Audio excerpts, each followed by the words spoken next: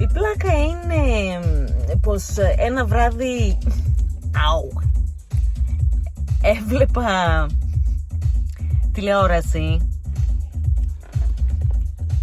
και είχε μία διαφήμιση ότι όλοι οι δήμοι είναι υποχρεωμένοι να έχουν προγράμματα με στηρώσεις και τέτοια, αλλιώς λέει απευθύνεστε στο Υπουργείο Εσωτερικών.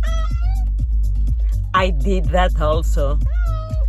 Ξέρεις, το κλασικό ας πούμε στην Ελλάδα που ακούς κάτι και λες υπάρχει μια ελπίδα.